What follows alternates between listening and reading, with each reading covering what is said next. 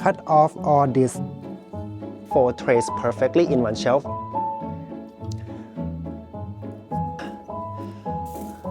Imperfect.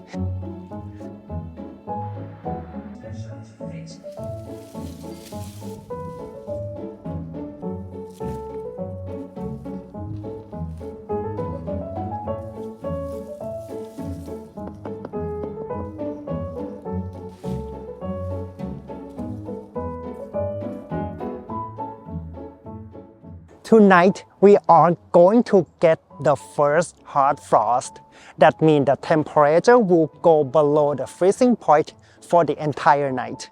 And hard frost can kill some plants that they cannot handle hard frost, like this lantana, banana, bougainvillea, and the hibiscus. And that means I have to move them inside the house to protect them over winter time, and then I'm going to move them back outside in spring.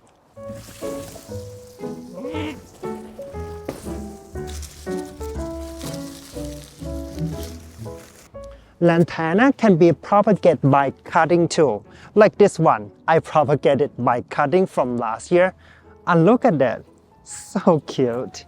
Another group of plants that you can overwinter them to save your money for next spring are the plants that have either rhizomes, culms, or tubers, like this sweet potato vine, or the canna lily, or the caladium, or some tuberous begonia. So, to overwinter these babies, you have to let the hard frost kill the foliage first, because that will send a signal to the plant saying that, hey, it's time to go to sleep, it's time to go dormant. And when that happens, you can either dig up the tubers, or you can, take the whole pot and then store in your cool, dry and dark place inside your house, or in your garage, or in your shed that the temperature is not below freezing.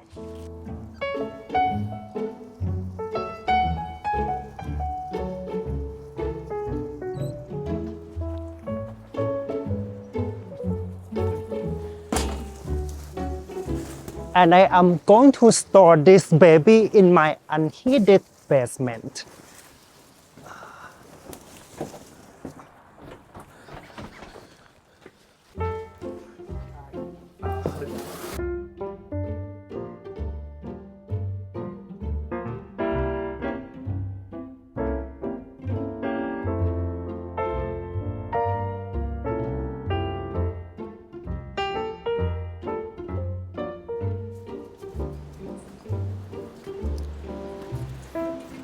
It's gonna get colder and colder. Winter is coming, and it's time for us as the flower parent to take care of our baby, make sure that they stay warm during the winter time. The most critical part of the hydrangea that need to be protected in winter time are the roots. Especially the new plants that we just planted. They are baby, they need extra love and attention, okay? And also especially if you live in an area that wintertime get very cold. So we need to protect them. The leaves start dying because it's been cold.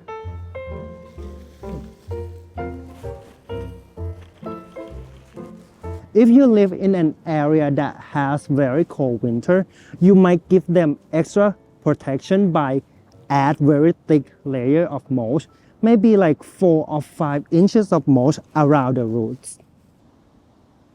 Seems like there's nothing going on in my wildflower garden, but underneath the soil, they are working on it and they are getting ready for next season. Here, let me show you the sunflowers that we just buried. Look at that. Here we go. See, the plants are developing underneath the soil. Plant it back. Sorry. This summer, I visit a garden and I saw one of their plants. It's like ornamental grass, and they have the red button seed pod, which is so cute, and I thought that it would be nice in my wildflower garden. So I collect the seed and I started this seed in I think last month, and now it's time to plant them. I am going to just randomly plant them in this wildflower garden. Wherever I see the empty space, I'm going to plant it there.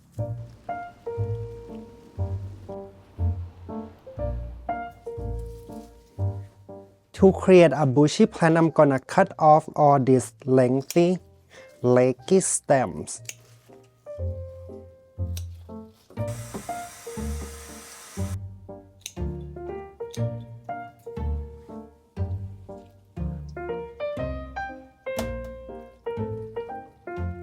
The reason why I know that spider plants don't like wet, damp soil is because I killed them before, and I also just noticed that they have these roots, like a tubers or culms.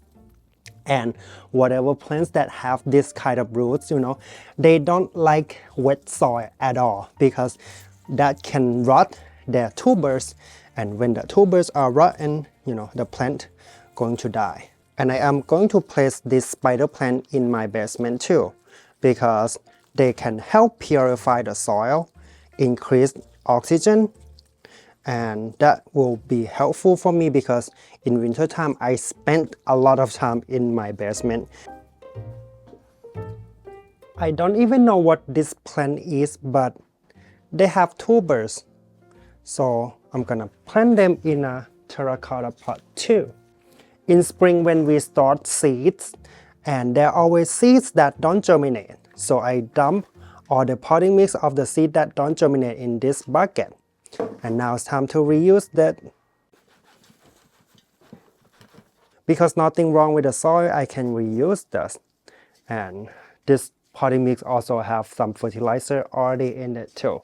So this will be great for our houseplant for overwinter stuff.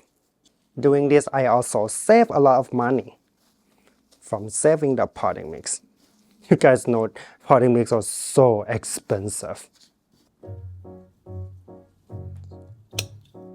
Then I'm gonna put the new potting mix on the top. And that's just because the new potting mix look cleaner. And here's the caladium that I bought in spring. And now I am going to save the culm for next year. Some of them are pretty wet, so I am going to let them dry here for a few days before I store them. So here are the stems that are rotting from the frost. Gonna take the stem out to make sure that the stem don't also rot the culm. A lot of people are saying that I can just buy new plants in spring and it doesn't cost a lot of money, But I still doing this because I'm broke, okay? No, I'm just kidding. If I spend these hours taking care of these plants, doing something else like have a part-time job or, work extra hours, I could have made a lot more money than saving this money from overwintering. But I am doing this not for the sake of money and also not for the sake of the plants. I am doing this for myself. You have no idea how much these plants help me with winter depression. This grow light setup is also one of the best gardening investment that I have ever made. I spent $100 buying the shop lights, by the shelf, by the timers, and I have been using them for several years already. I use them for seed germination, for cutting propagation, for taking care of my succulents in winter time, for taking care of some of the houseplants that need more light. And again, it helped me with winter depression too. Every time I feel sad, I feel like down, I would come here in my basement and just hang out with my succulents, with my seedlings. And doing that in winter time, it really helped. I just order more grow lights. I hook them with a timer and I give them about 14 hours a day. Like this one, I just hook it with this one. I can turn on and off like this. If you're interested to buy one, you can order from Amazon. I can put the link in the description. But if you like to support your local home improvement store, you can feel free to do so too. Make sure that the K number is 5,000 and up because that will produce white light, which is more beneficial for plants and seedlings. 5,000 K and up will have very bright light like this. I find that the LED shop lights 4 feet works best for me. They fit perfectly to my shelf. And the tray that I love to use are 20 by 10 inches. And that means I can fit 4 trays perfectly in one shelf, like 1, 2, here's 3, and 4.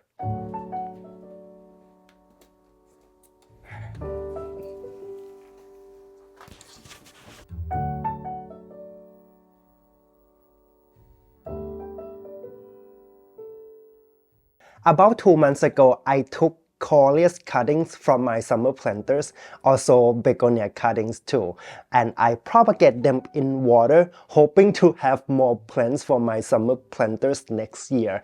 And about a few weeks ago, they grew roots, and then I pot them up, and today I want to show you how they are doing, and just to address a few issues, just in case you run into them. Alright, a lot of people make a mistake at this step of the process. When we see some of the cuttings are dying, we assume that the other cuttings are going to die too. We assume that they need more water, then we water them all, although the other cuttings are doing good, and then we end up killing the other cuttings because they get too much water, and then the stem will rot.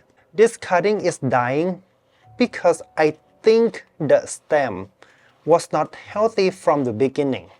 On the other side, these cuttings are healthy, so we don't have to do anything. We don't have to fix them. And especially when the soil is still moist, we don't need to give them extra water.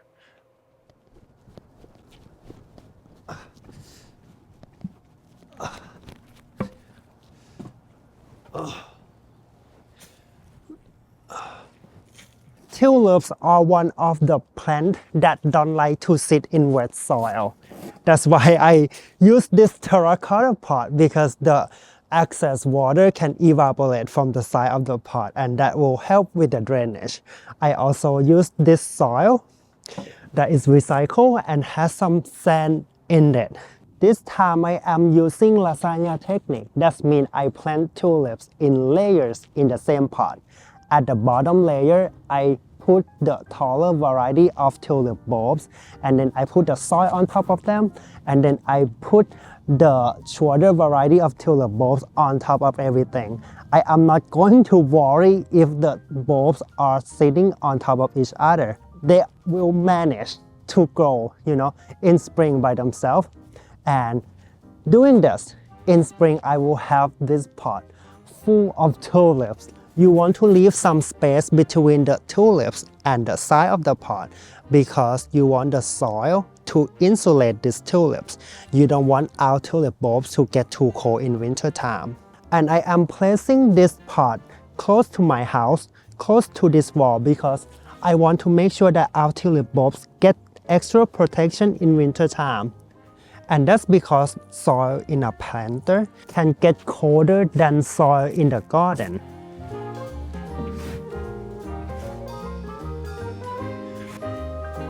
Finn is waiting for his daddy. Meow meow, Finn! Finn! Finn!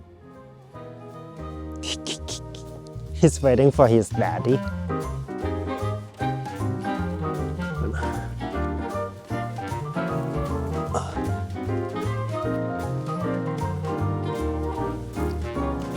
I am going to plant forget-me-not and some ground cover flowers on top of these tulips, just for fun.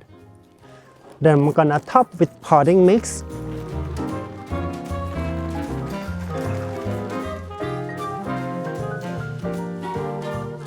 Tulips don't like to sit on a wet soil, but it doesn't mean that they don't need water.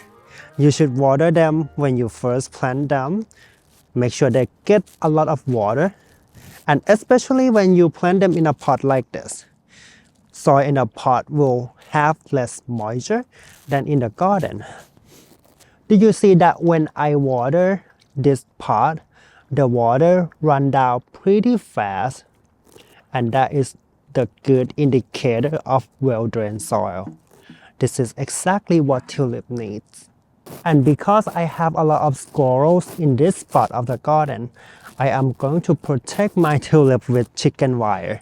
Make sure that nobody come here and dig the tulip bulbs up. Tonight we are going to have another hard frost, and it will get even colder than last night. And I think I am going to make the last garden flower arrangement with the very last flowers that I still have blooming in my garden before they're all gone.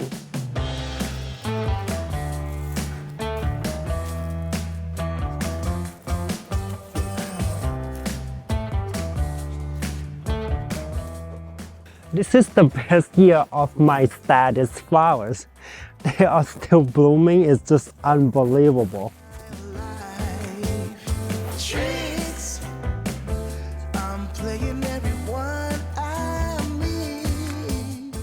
This week I just hosted a floral design workshop, and the theme is Thanksgiving flower arrangement centerpiece. So I got to share with people how I select flowers, how I arrange them in a naturalistic garden style. I also got to share with them that my favorite part of the whole process is to select the flowers. And I kept thinking about it, why did I say that, you know? But when I thought about it harder, I think it's because I really enjoy looking around in my garden. I really enjoy trying to find the beauty in the nature, trying to see the potential of these little flowers, how they will work out in my flower arrangement.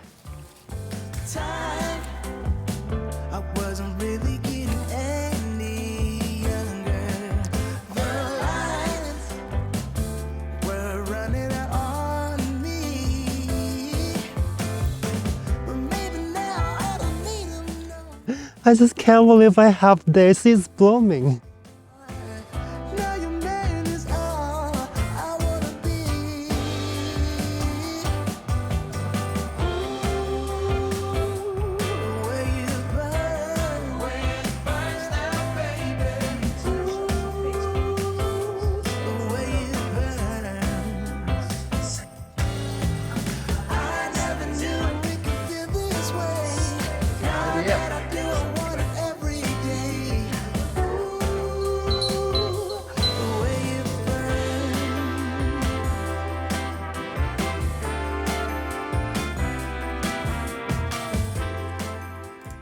I am so thankful for all of you here on my YouTube channel.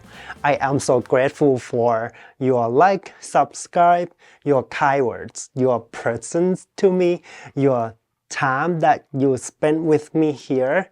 You have no idea how much you give me motivation and encouragement to keep going, keep growing, keep arranging, and keep learning and finding new ideas. I wanna promise you that, you know, whenever you come to my channel, you will either learn something or you will either feel good or smile, and you feel happy at the end of the video. And you know, with this motivation in my mind and in my heart, it just genuinely makes me a better person. Thank you so much for this motivation. Anyway, I have been enjoying and learning how to arrange flowers in a compote, in a vase like this. So today I'm going to use my very last flowers in my garden to arrange this together. I am using this vase that I got from a local craft store or maybe home store, like Hobby Lobby or Home Goods. And I am using this chicken wire that I get from Amazon, and also the pin frog that I get from Amazon too. Also the floral tape, which is better than regular tape because it is water resistant. If you're interested to buy them, you can check on the link that I put on the description. I'm gonna add flower food to make sure that the water stay clear and clean. That will extend the waste life of our flowers. I'm gonna start with making foundation of this flower arrangement with this yellow berry holly. Then I'm gonna add these flowers to create outline of our arrangement. I'm gonna be wild with this flower arrangement, so just put it in.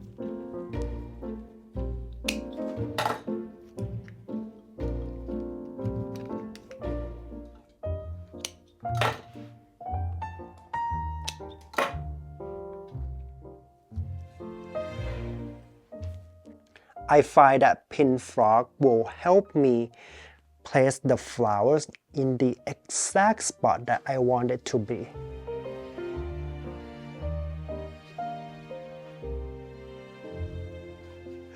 I think this is too wild. It's okay to make a mistake and adjust it a little bit. I don't think this is a little bit, but it's just too wild. That's better.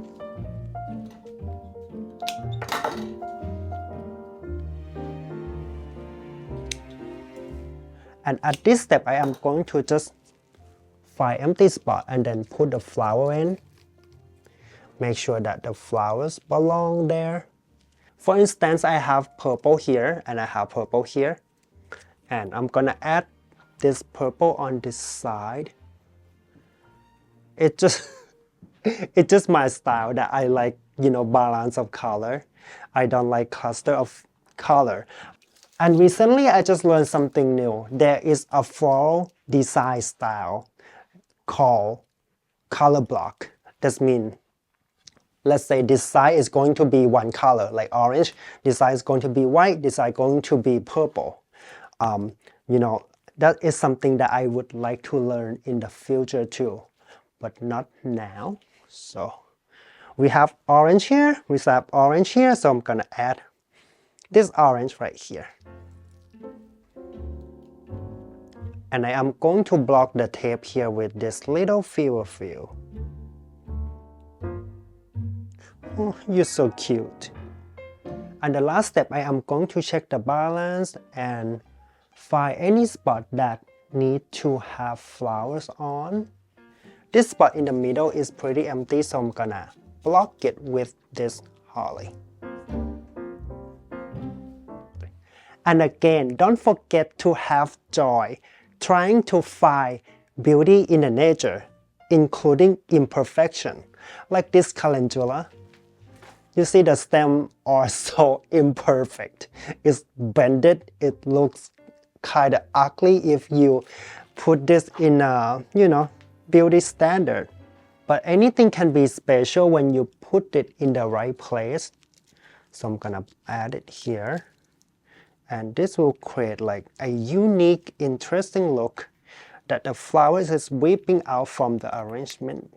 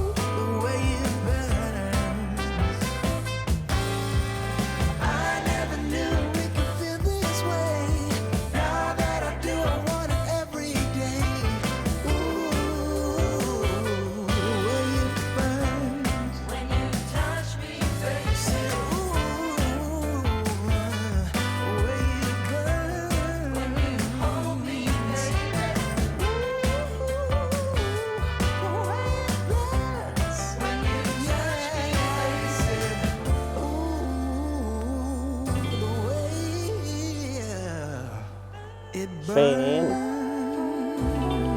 No, Finn. It's okay. It's okay. It's okay. The soil getting pretty dry, so I think it's time to water them now. I'm not sure this one is going to make it, but the others are doing just fine. Although the soil is dry, That's kind of prove my point that when a cutting is dying doesn't always mean it's lack of water. I'll show you this. The soil at the bottom is not totally dry. There's still some moisture and the roots are doing just good. They don't need too much water because that can rot the stem. And let's see these guys. Wow! See the roots? So I'm gonna water them just enough to make the soil wet. And I am not going to water them again until the soil is dry again.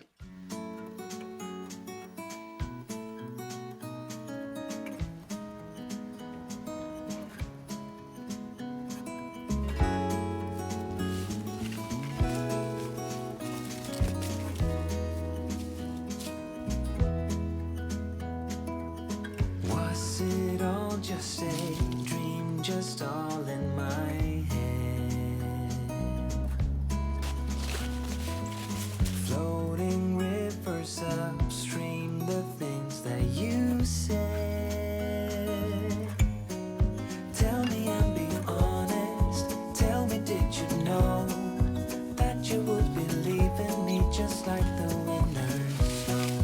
Tell me and be honest, tell me, should I've known that you'd believe in me? So painfully quiet and slow. Okay. I try my best to move on, to let go.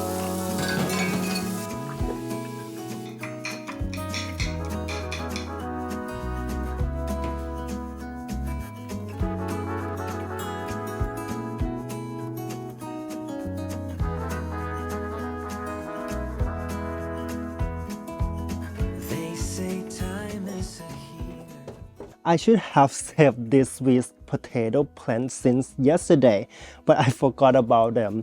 Now they get like really hard frost. I hope they're doing fine, so I'm gonna just leave the whole pot like this next to my dahlia tubers. I just find that I love these two boxes so much because it's so perfect for storing dahlias. This is the box of my new running shoe, and I just wrap the dahlia tubers in papers like this. I have the tag here, which is innocence, and I also don't clean the soil from the dahlia because it will help the dahlia overwinter better. Ideally, I divide them into small clumps like this before I store them, but some of them I didn't have the time, so I just dumped the whole big clump in a bag.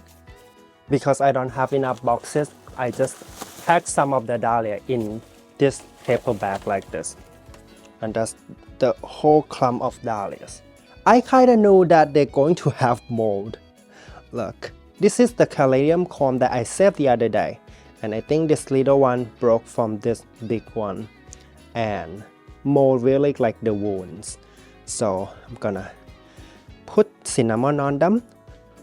Cinnamon is something that you should always have because you're gonna need it for treating combs and tubers and rhizomes that you overwinter in your house when they get mold. I'm gonna wait one more day until I store them to make sure that they are perfectly fine when I store them. These are pelargonium or summer geranium that I dug up last night. I'm gonna cut this up.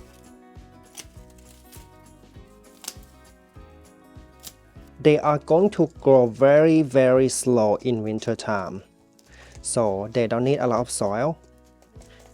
And I'm not gonna pot them in a big pot because I'm going to run out of space. One of the common mistakes that people tend to overlook when they overwinter their summer plants is the water temperature. You want to make sure that you water them with the temperature that is close to room temperature. So you put the thermostat there every time before you water them. Perfect! No, I am kidding. That is ridiculous. Why would you have to check the temperature of water every time you water your plants?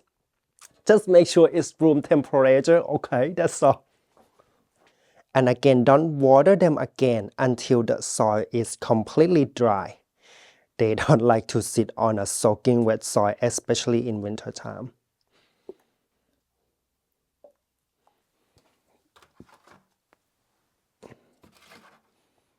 I have been collecting cool flower seeds since summer, and now it's time for me to share with people that I love.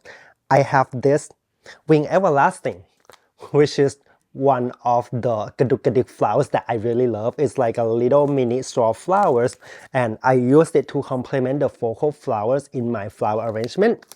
I also have this Nigella green pot, which is another kaduk flowers that I use in spring. And you know, it's such a good complement to peonies and roses. I also have the Yarrows cut flowers. They are not only good for flower arrangement, but also support wildlife, and they are native in, you know, United States. And something that I would like to share with you. I also have the calendula seeds that I love to share with you. They are such a big surprise to me this year because I can't believe they are blooming again. I mean, they are blooming in fall. You know, I started them, actually all these flowers, you can start them in about like 2 months before the last frost, and then you plant them outside when the temperature is above 25 degrees Fahrenheit, or maybe, you know, 1 month about the first frost, and then they will produce beautiful flowers for you. And the last flowers that I'd like to share are the mini straw flowers. This is one of my most favorite flowers this year. They are good for flower border. They're good as a bedding flowers, but you can also cut them to make a small flower arrangement. And you know, I just used them for my flower arrangement that I just made too. To enter this application for giveaway, I will ask you a few questions. First, I will ask you what kind of flowers that you would like to get. I will only give 3 packages of flowers because I want to make sure that the envelope that I send to you are not rejected. Okay. And the second question, I'd like your help to help me improve my YouTube channel. The question is, what kind of content that you think I can make to benefit a lot of people? Okay, and the next question is to help me grow my little granary garden side hustle. I've been struggling with selling flowers because I don't know, I don't have time. I try to make my flowers as affordable as possible. I hesitate to increase my messenger bouquet price because I like my local customer to I mean, they can afford, you know, more expensive bouquet, but I want to keep it low so they can come, you know, to get flowers every week without go over the budget. You know, I'm open for any suggestion that you think I can do to to make Cranberry Garden side hustle more profitable. Maybe I should sell something online to people that are not local. Maybe I can do more workshops. Maybe I can write a book. That's gonna take a lot of time. I'm not sure I'm a good writer. So yeah, any suggestion, please let me know. And the last question is, I would like to know from you what I can do to be a better gardener, to be a better floral designer, to be a better like little business person maybe. I'm open for critical suggestions as long as it's about something that I can improve, that I can change, you know, to get better. I will put the QR code to the application form, and also I will put the link to the application form in the description if you are interested in getting these seeds.